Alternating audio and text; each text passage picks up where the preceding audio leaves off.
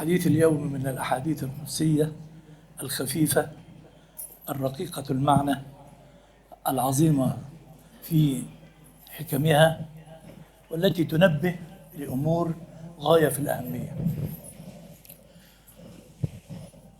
الحديث يقول: إن من استسلم لقضائي ورضي بحكمي وصبر على بلائي بعثته يوم القيامة مع الصديقين. بس الحديث تاني مرة تانية: إن من استسلم لقضائي ورضي بحكمي وصبر على بلائي بعثته يوم القيامة مع الصديقين. من هم الصديقين؟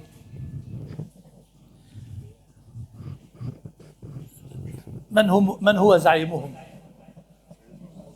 سيدنا أبو بكر. ولماذا لقب أبو بكر بالصديق؟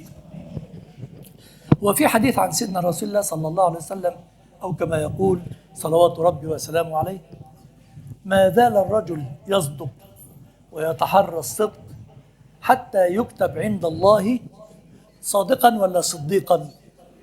صديقا. ولماذا لقب سيدنا أبو بكر بالصديق؟ الدنيا كلها كفر، كلها كفر. يوم يقابله سيدنا أبو بكر يقول له إيه؟ إن صاحبك، على سيدنا رسول الله صلى الله عليه وسلم، يزعم أنه ذهب إلى بيت المقدس وعاد في جزء من الليل أو في ليلة، ونحن نضرب لها أكباد الإبل شهرا ذهابا وشهرا إيابا. كان رد سيدنا أبو بكر إيه؟ قال: إن كان قال فقد صدق. لما سمعوا سيدنا النبي صلى الله عليه وسلم وهو بيقول كده، يقول إيه؟ وأنت الصديق. هو اللي لقبه سيدنا رسول الله صلى الله عليه وسلم.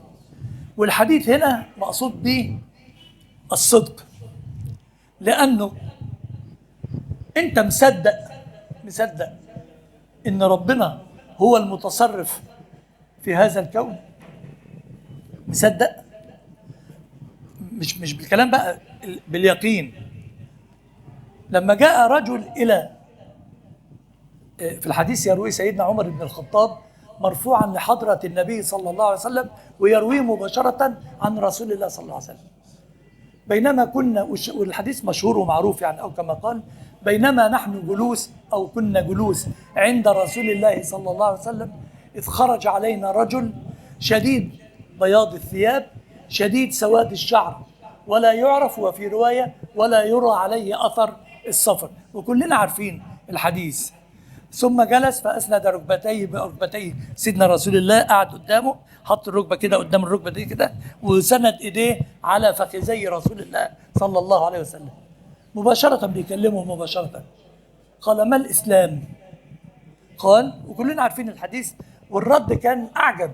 سيدنا عمر بيقول: فتعجبنا كيف يسأل ثم يصدق. يقول كل ما يقول له الإسلام كذا يقول له صدقت. ما هو أصل اللي بيسأل عن حاجة يا أخوانا واحد من اتنين أو واحد من ثلاثة. يا إما هو ما يعرفش فبيسأل عشان يعرف، أو عنده المعلومة ومش متأكد فلما سمعها صلح المعلومة بتاعته، أو المعلومة اللي عنده غلط ولما سمع الصح عرف الغلط من الصح. مفيش حاجة تانية كده. فتعجبنا كيف يسأل ثم يصدق، لأن اللي بيصدق ده معناه إيه؟ إنه عارف، فبيسأل ليه؟ وراجل ما نعرفوش ومش باين عليه سفر ولا تعب ولا. وفي آخر الحديث سيدنا الرسول الله: أتدرون من هذا؟ هذا جبريل جاءكم يعلمكم أمور دينكم. لكن الشاهد في الكلام إيه؟ إن سيدنا رسول الله صلى الله عليه وسلم سيدنا جبريل بيسأل: وما الإيمان؟ كلنا عارفين طبعا، سأل عن الإسلام. قال: الإيمان بالله وملائكته وكتبه ورسله واليوم الآخر والقضاء والقدر. بس وقف عند القضاء والقدر. لب الحديث هنا: إن من استسلم لقضائي ورضي بحكمي. الفرق بين القضاء والقدر: القضاء أن الله يقضي أمرا، يأمر بأمر، خلاص. أما الحكم أو القدر، الشرح بتاع القضاء، كيفية تنفيذه، أن الله سبحانه وتعالى يخلق هذه الأرض ويخلق آدم وينزل إلى الأرض. يخلقه إزاي؟ طوله إيه؟ عرضه إيه؟ مسلم ولا كافر؟ هيكون إيه؟ هيعمل إيه؟ التفصيل ده كله اسمه الإيه؟ القدر. أما القضاء أن الله يقضي أمرا، فإذا قضى أمرا وأمر أمرا يقول له كن، بس انتهى أمر الموضوع. ده القضاء وده القدر. ولذلك يقول إن من استسلم لقضائه. الاستسلام للقضاء معناها إيه؟ إنه مصدق، إن مصدق إن في إله وأن الله أمر بذلك، استسلم. ولذلك إن الدين عند الله إيه؟ معنى إيه الإسلام؟ الإسلام التسليم والاستسلام، أنك استسلمت لما جاء من عند الله، استسلمت لوحدانية الله. ولذلك إذا قضى أمرا فإنما يقول له كن، خلاص، سمعا وطاعة، وقالوا سمعنا وأطعنا غفرانك ربنا وإليك المصير. ومن ورضي بحكمي. خلي بالك الحديث فيه 3 كلمات: الاستسلام والرضا والصبر. الاستسلام والرضا والصبر. الاستسلام جاي في قضية، والرضا جاية في قضية، والصبر جاية في قضية ثالثة خالص، والثلاثة مختلفين مع بعض. الاستسلام لقضاء الله. طيب، والرضا بالقدر. لا، مش بقضاء، بالقدر. ليه بالقدر؟ لأنه أنت ممكن تكون، ما هم الكفار قالوا إيه؟ وما نعبدهم إلا ليقربونا إلى الله إيه؟ هم دخلوا في التفصيل فضاعوا، دخلوا في التفاصيل فضاعوا. إزاي؟ طب ما هو دول، طب أنا عايز أعبد ربنا، طب ما ده هيقرب من ربنا. هو عارفين إن في إله، هم عارفين إن في إله، لكن لما دايما بقول لك، حتى المقولة المشهورة بقول لك إن الشيطان يكمن، ما شاء الله، شوف اهو الكلام بيجي بأيد بعض اهو. هنا الاستسلام حاجة، والرضا حاجة، والصبر حاجة. والرضا بقدر الله، بحكم الله.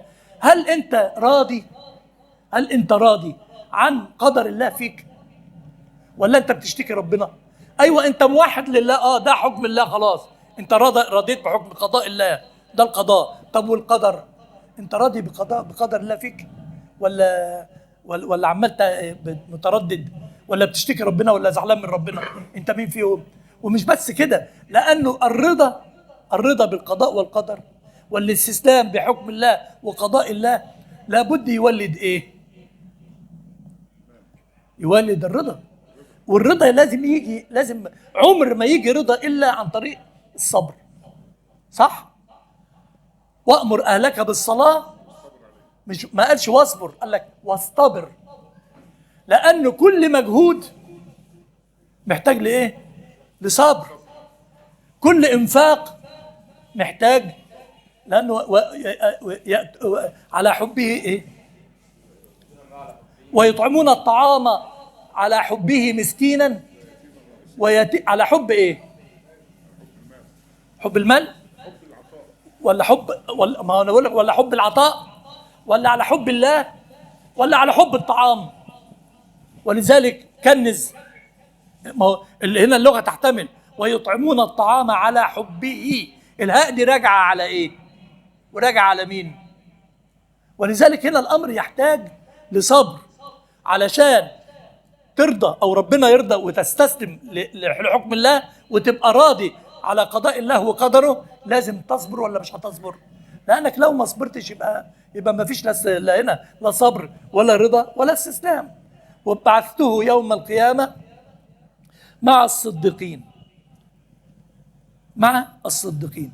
الصديقين دول فئة، لهم علم، لهم باب، لهم أوصاف، فعشان أنت تنسب إلى الصديقين يبقى لازم تتحقق ال3 حاجات دول. هنا الاستسلام والرضا والصبر على حكم الله وعلى قضاء الله. جعلنا الله جميعا من الذين استسلموا ورضوا وصبروا، وجعلنا من الصديقين تحت لواء سيدنا أبو بكر الصديق رضي الله تعالى عنه وأرضاه، على قدم وحوض الحبيب محمد صلى الله عليه وسلم، أشرف الصديقين وسيد الأنبياء، صلوات ربي وسلامه عليه.